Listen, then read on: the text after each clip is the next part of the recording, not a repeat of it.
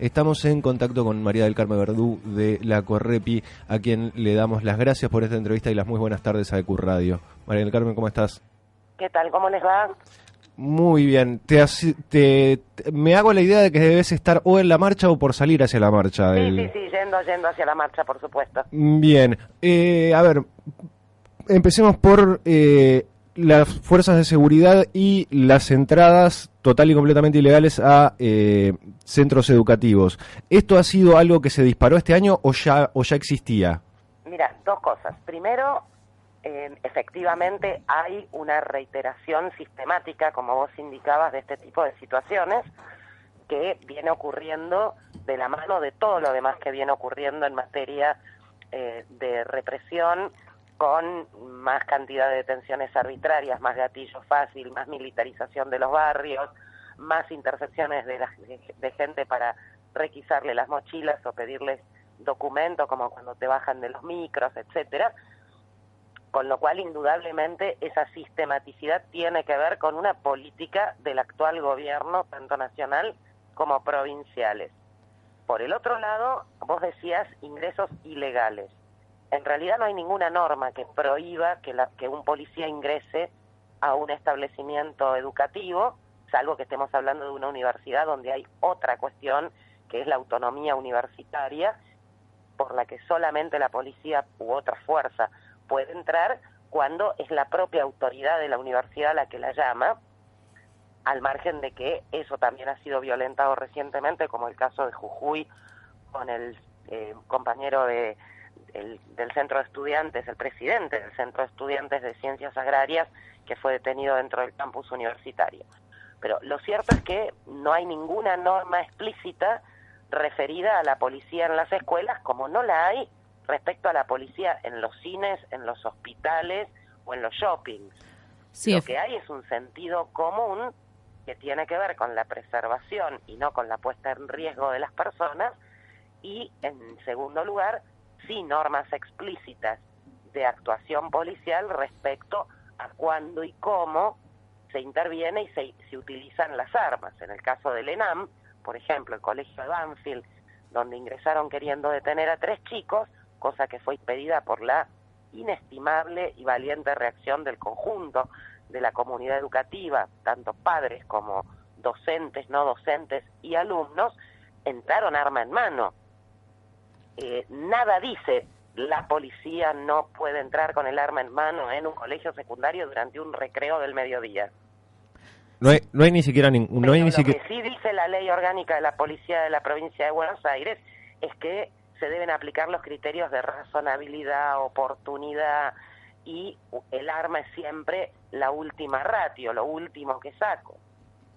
Sí, efectivamente, respecto a esto estábamos informando que desde el Frente para la Victoria presentaron un proyecto, los legisladores... Sí, bueno, la oportunidad es la única verdad para algunos, no es con un proyecto de ley que esto se resuelve, porque también tenemos múltiples ejemplos de situaciones como esta, menos frecuentes, hay que reconocerlo, durante el gobierno kirchnerista.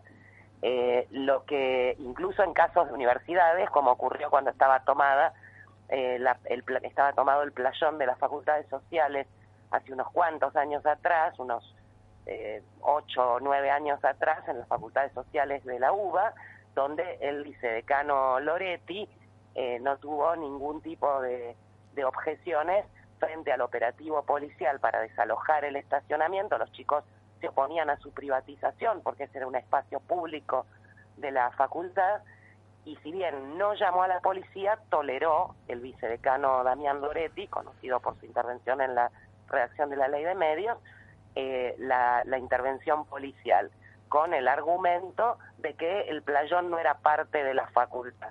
Sí, efectivamente. Esto no se resuelve con un proyecto de ley, sino con la discusión sobre cuál es el rol de las fuerzas de seguridad en el marco de la estructura social, porque no hay ninguna ley que los habilite o que no diga nada respecto de meterle un tiro en la nuca a un pibe, y ahí sí hay un delito cuando se comete el homicidio calificado por la condición de policía y nos matan un pibe por día. Sí, a ver, lo sucedido, sobre todo en el caso de Banfield, en el cual la detención de los dos pibes es impedida por, digamos, la comunidad educativa, es, digamos, una pequeña muestra de la necesidad de que haya una suerte de control social del accionar de la policía. Sí, yo no lo llamaría control social, sino autodefensa. Lo que sucedió en Banfield fue eso, fue autodefensa de los pibes, los docentes, los maestros, que primero evitaron la detención, forzaron a partir de la resistencia que opusieron, poniéndose ellos mismos en riesgo, que el fiscal, que fue notificado por la policía, tuviera que venir a la escuela y recién interrogar a los chicos en presencia de sus padres y con esa presencia también tuitiva de los docentes, y posteriormente tanto algunos padres de la escuela como el propio papá de Lautaro, uno de los pibes, el que fue torturado dentro del patrullero y privado ilegalmente de su libertad, formularon las correspondientes denuncias penales que están impulsando, patrocinados también con apoyo de Correpi.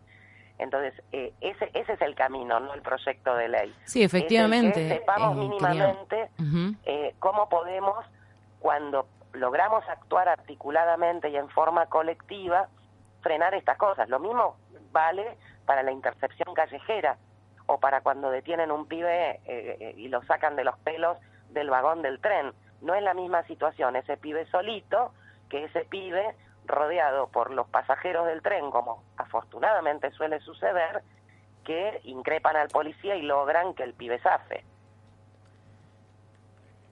A ver, y ¿cómo lograr, pero la cuestión está en cómo lograr sistematizar eso? Porque, digamos, la autodefensa de la sociedad ante los excesos de la policía necesita una suerte de coordinación, no puede ser algo espontáneo. Claro, porque estamos frente a una... Por eso nosotros proponemos y difundimos y permanentemente convocamos a la generación de redes y de articulaciones en los distintos ámbitos en los que sabemos que suceden estas cosas, en el barrio, en las escuelas, en los espacios de confluencia de los jóvenes, los clubes, la sociedad de fomento, lo que fuere. Justamente el hecho de que haya ese tipo de vínculo entre los vecinos, por ejemplo, es lo que te diferencia la forma en que interviene la policía en un barrio o en otro. No es lo mismo cualquier barrio donde no hay ningún tipo de organización antirrepresiva que la Villa 21-24, por ejemplo, donde 11 organizaciones barriales, más Correpi como organización antirrepresiva y un montón de vecinos del barrio que no pertenecen a ninguna de las organizaciones, armamos hace 4 años la ROCBI, una red de organizaciones contra la represión, con la que venimos tratando de informar a los vecinos de cómo manejarse cuando los para un policía, trabajando con talleres, con charlas, y cada vez que se produce algún hecho represivo en el barrio, inmediatamente hay 20 o 30 vecinos que se acercan y que por lo menos pueden dar después testimonio de lo que pasó. Sí, eso nos deja el hecho de que el Estado, quien debería garantizar nuestros derechos, no lo hace y es el propio ciudadano el que tiene que garantizar sus propios derechos. Lo que pasa es que, mira, yo tenía una profesora de lógica en 5º año que decía, si formulamos mal la pregunta, nunca vamos a obtener una respuesta verdadera. El Estado no tiene como función, al menos en el tipo de sociedad en que vivimos, garantizar nuestros derechos, al menos los míos y los tuyos y los de tu compañero, o los del pibe del barrio que es detenido por la policía arbitraria y discrecionalmente.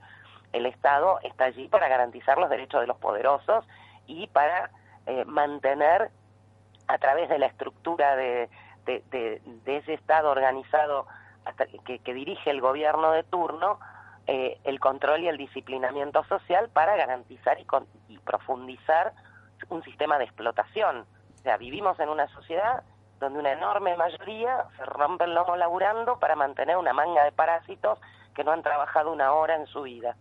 ¿Cómo haces para que eso funcione si no es A, te convenzo de que así es la vida y no tenés otro remedio y ponete contento que sos un explotado? B, cuando eso falla, palo en la cabeza. O sea, el nombre del programa, compañero, zanahoria o palo, palo, zanahoria. La utilización de la cooptación del consenso y cuando el consenso falla, la coerción directa. son como los contrapesos de un ascensor. Claro, Salvo y en situaciones específicas, como en este caso, donde el consenso que se busca generar en determinados sectores de la población va de la mano de una propaganda manodurista de la que están convencidos que les trae más votos, entonces se profundiza todavía más, además de la necesidad objetiva de mayor control por el ajuste, encima hacen propaganda con eso y ni siquiera te la disfrazan de otra cosa. Sí, con eso tenemos la convivencia de ciertos medios que Claro, ayudan a sostener esta paranoia. Fundamental lo que estás diciendo. La caja de resonancia de esos medios hegemónicos para ese discurso que identifica al pibe con visera con todos nuestros males y que nos convence que tener un policía de cada color en cada esquina es lo que nos va a hacer sentir seguros cuando, insisto, nos matan hoy un pibe por día con el gatillo fácil o la tortura. No, y sabiendo que la gran mayoría de las grandes redes criminales está la policía que la organiza. Por supuesto, y no solamente están, sino que en muchas ocasiones son los que las dirigen. Nosotros decimos el crimen organizado no puede existir sin, no la connivencia o la complicidad, porque uno es cómplice con el delito de otro, sino sin la participación, la intervención directa de las fuerzas de seguridad. No se puede hablar de trata, de narcotráfico, de desarmaderos de autos, de absolutamente de los secuestros extorsivos, de ninguno de los grandes delitos que protagoniza el crimen organizado, sin hablar de policías, gendarmes, prefectos, etcétera. A ese respecto, ¿qué opinión te merece el último cambio que ha hecho la gobernadora Vidal en la policía bonaerense? Porque lo intentan vender como la gobernadora heroica que lucha contra la mafia policial y yo creo que está lejos de eso. Sí, por supuesto, tenés toda la razón del mundo. Acá se cambia el collar y nunca se cambia el perro. Si hacemos un breve repaso de purgas, reestructuraciones, cambios de cúpula, etcétera, nos podemos remontar 30 años desde ahora para atrás y vamos a encontrar siempre la misma historia. Mientras tanto, parate en cualquier esquina de cualquier barrio un viernes a la noche y fíjate quién es el que llega con el coche de la brigada a recaudar en el kiosco que tranza Paco o en el prostíbulo protegido por la propia policía, cuando no propiedad del mismo comisario, donde se explota a niñas y adolescentes. Fíjate quiénes son los que extorsionan cotidianamente a quienes no tienen otra salida para sobrevivir que desarrollar distintas tareas en la vía pública, vendedores ambulantes, manteros, artesanos, personas en estado de prostitución, trapitos, etcétera. O cuando... De eso no hay absolutamente ninguna duda. Y bueno, y vos fíjate que cuando se hizo aquel famoso allanamiento y secuestro fruto de una interna policial, por cierto, porque estas cosas nunca saltan a la luz por una investigación cristalina, sino porque hay algún pase de factura, entonces... Porque alguien se quedó por una parte de la torta y no la compartió. Cuando encontraron la caja, ¿te acordás? Con los sobres indicando para qué repartición era cada uno de las extorsiones en La Plata, en el Departamento Central de Policía. Sí. Bueno, mucho ruido, están todos en la calle. Algo total y completamente inesperado para todos, ¿no? Que la bonaerense tuviera una caja con plata por ahí para repartir. Mira, una vez hace muchos años, en un juicio oral, donde había, como suele ocurrir, una cuestión de corrupción vinculada con un hecho represivo, porque ya decía Rodolfo Walsh antes que yo naciera, y de esto hace muchísimo tiempo, que la corrupción y la represión son dos caras de una misma moneda, y ninguna de las dos es un error, un abuso, un exceso, sino que forman parte del ADN de cómo debe funcionar la policía en una sociedad capitalista. Decía, hace muchos años en ese juicio, un policía que estaba declarando como testigo, por miedo a involucrarse en el tema cuando empezó a avanzar y no se dio cuenta y entró a hablar de la recaudación y qué sé yo, se atajó y dijo delante de los jueces, que no se les movió un pelo, pero yo no me la quedo, yo la tiro para arriba. Increíble. Te aclaro que nadie le inició una causa, ¿eh? Y no, tiendo a pensar que ese tipo de cosas son declaraciones al viento para una justicia que también está metida en esto. Bueno, vos fíjate, hace un año más o menos, hubo una audiencia pública en la Corte Suprema de Justicia de la Nación, donde el CIPOBA, que es un agrupamiento que ellos llaman sindicato, nosotros creemos que el sindicato es una herramienta de los trabajadores y por ende no de los represores, pero que es este agrupamiento de la policía de la provincia de Buenos Aires, se presentó con sus abogados ante la Corte, justamente reclamando el derecho a ser reconocidos como sindicato. En el marco de esa audiencia, que fue íntegramente filmada, y pueden tomarse el trabajito de buscarla en la página de internet del CIJ, el Centro de Informática Judicial, en un momento el abogado del CIPOBA planteó a los jueces que uno de los motivos por los que necesitaban tener un sindicato era para defenderse cuando la superioridad los obligaba a realizar trabajos o tareas ilícitas, como por ejemplo en protección del narcotráfico, la explotación prostibularia, etcétera. Increíble. ¿Vos te crees que fue a respuesta de una pregunta del juez Maqueda que dijo esto el abogado? Sí. ¿Vos te crees que alguno de los jueces paró la audiencia y dijo, momento, acá el representante legal de la policía de la provincia de Buenos Aires me está diciendo... No, está firmando. La audiencia siguió y este hombre agregó, porque Maqueda lo que le preguntó fue, pero ¿quién, qué superioridad les da la orden? Y él dijo, el poder político, dijo el abogado, los funcionarios políticos. Sí, me imagino Está grabado que en la página de información oficial de la Corte. ningún abogado o fiscal de oficio hizo una investigación alrededor de las declaraciones de este policía. A ver, Que lo no dijo hagan delante de absolutamente la nada. Corte Suprema Lo dijo de delante de la- Justicia de la Nación, a respuesta de una pregunta del señor juez de la Corte, Maqueda. Bueno, igual la Corte Suprema con el 2x1, Bueno, ahí nos mostró Sí, bien sí. clarito ¿Quiénes que son? lo toca, ¿no? exactamente. Bueno, María del Carmen, te vamos a dejar así, podés ir hasta la marcha. Te deseamos una feliz marcha hoy en el Bueno, Día no del Niño feliz. Noveno. Un tema No sé que si feliz, pero no lo hemos tocado, y conviene decirlo porque hoy es 3 de junio, pero el 20% de los femicidios son cometidos por integrantes de las fuerzas de seguridad del Estado. Sí, Efectivamente, eso es. hoy también se habla de violencia institucional en la marcha. Quería destacar también que se trata de violencia a travestis, que la gran mayoría de ellas son atacadas, el 95% de hecho, según algunas encuestas que ha hecho la MU, por efectivos policiales. Bueno, por algo la expectativa de vida de las compañeras travestis y transexuales es de 35 años, y no solamente por cuestiones de ausencia de cobertura social y demás, por los problemas de documentación que tienen. Son muchísimos los casos en los que terminan muertas, como Vanessa, la famosa Travoltita de Córdoba, uno de los primeros casos que trabajamos en comisarías, en la tortura, o muertas en la calle por el gatillo fácil. Sí, es uno esa parte una de las expresiones más claras de una fobia institucional, ¿no? Digamos, si hay un colectivo con el cual la policía se ha ensañado históricamente, es con el colectivo trans.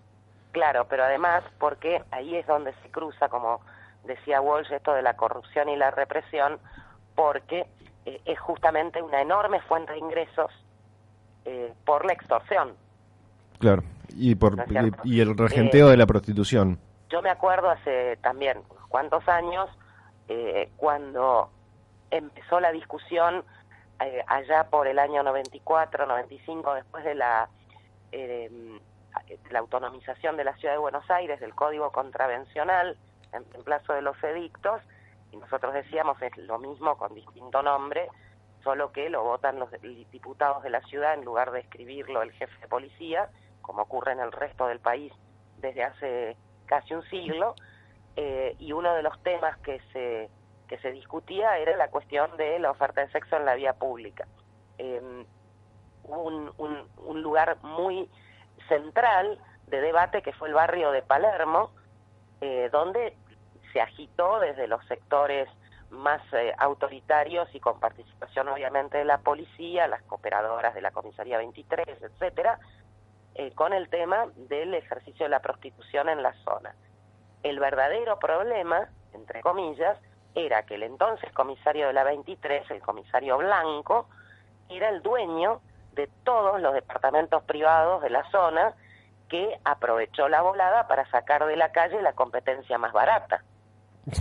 Claro. Fueron días y días y semanas de movilización de las agrupaciones de género, travestis, transexuales, AMARC, etcétera, frente a la comisaría 23 en Santa Fe y Burruchaga. Lo recuerdo perfectamente porque el trío que agitábamos esta resistencia, además de nuestra participación desde Correpi, las compañeras con las que coordinábamos, que formábamos... Sí, Luana se destacó durante eso. Luana y Marlene, obviamente. Sí. Obviamente. Éramos jóvenes entonces, claro. Luana y yo, mucho bueno. Tiempo, compañera siempre presente, que no la vamos a olvidar. No, Luana va a estar ahí en plaza. Otra compañera con la que trabajamos muchísimo, en el caso de ella, la provincia de Buenos Aires. Bueno, María del Carmen, muchísimas gracias por estar en este primer programa del Palo y la Zanahoria. Es siempre un gusto hablar contigo y bueno... Te despedimos y por mi parte nos vamos a ver en breve en la plaza. Así es, y sobre todo lo que quería también era desearles la mejor de las venturas con esta nueva emisión que van a sostener. Muchísimas gracias, María del Carmen. Un abrazo. Hasta luego. María del Carmen Verdú, integrante de la Correpi en este primer programa del Palo y la